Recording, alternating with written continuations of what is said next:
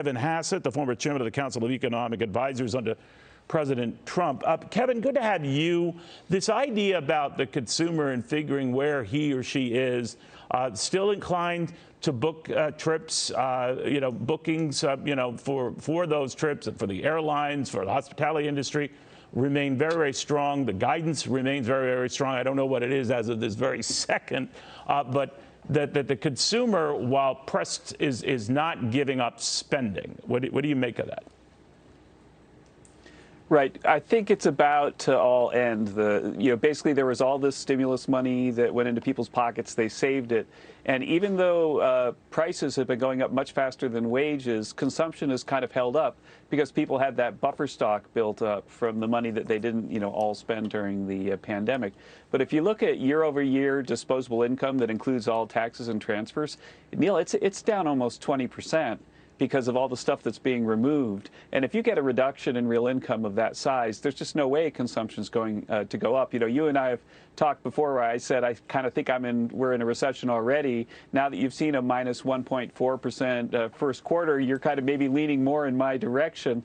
A second quarter GDP now is close to zero. Second quarter's negative. You're basically at a recession, and the reason is that there's this big reduction in income, and production and consumption are catching up to that. I have a final fact about this: that minus 1.4% GDP last year, 94% of the time when we had a number that big or larger, it was in a recession since the Second World War or at the start of a recession. Now, then the issue becomes how bad a recession is. A mild recession? Is it a severe recession? I mean, what do you say?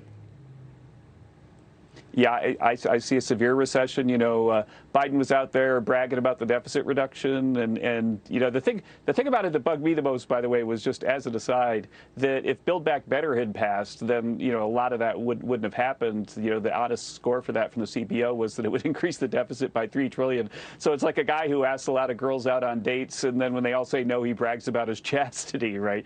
But I think that basically Were you following me in high school? What's going to happen? No, but I can guess. Yeah, I can guess how it went for you. But let me ask you about that, Kevin. I mean, I do remember, Jerome Powell, when President Trump at the time criticized him for raising rates too soon, and that he kind of fingered the guy for being clueless. They had to reverse that and all. Here we go again. The rationale for these rate hikes is to address inflation, but now the irony being he might be responding too late. Where are we in this and what the Fed is doing? And do you have confidence, or is it too late now to correct that? Right. Neil, that you're really good at making charts and putting real data in front of people. And the one thing I can say is that if you make a chart of, say, the inflation rate from the consumer price index and the interest rate, and then just look at it over the last 50 years or so, then you'll see that the consumer price index inflation rate never starts to go down until the interest rate is higher than the inflation rate. Wow, that's and scary. So right now the inflation rate's probably running about 10%. Yeah, and so like that's why, like, what the market's doing today, frankly, I think it's an underreaction to the fact that we're probably in a recession and we've got really high inflation. It used to be that an overheated economy caused inflation, but now we've had a helicopter drop of money over the last year that's caused inflation, and the helicopter drop has stopped, and so we're getting into a recession. And this is really, territory I've not seen before, but I'm extremely anxious about this. And me, I'm Dow 36,000 guy. I'm usually an optimist, but right now, I know things you are looking are. pretty That's what's worrying me here. So I did want to step back and say, would China be in the weird position of helping us all out? And I say this perversely, but with a point, that given the Shanghai disruptions and the shutdowns and the technology activity virtually halted there, and as a result spread to the world, that the longer that lingers, the more depressant that could be on this activity and actually lead to the kind of slowdown that would, in fact, bring rates down. What do you think? Yeah, I think that the interest rates are going to go up 50 basis points a meeting, and it's probably going to happen until you have not an orderly retreat in markets, but a slaughter, and then that'll get everybody depressed. The recession will get pretty darn deep, and then inflation will be under control. So there's no soft landing. But I think there's no way, we're a shape, long or ways form. From that. Right. You don't see a soft landing under any condition.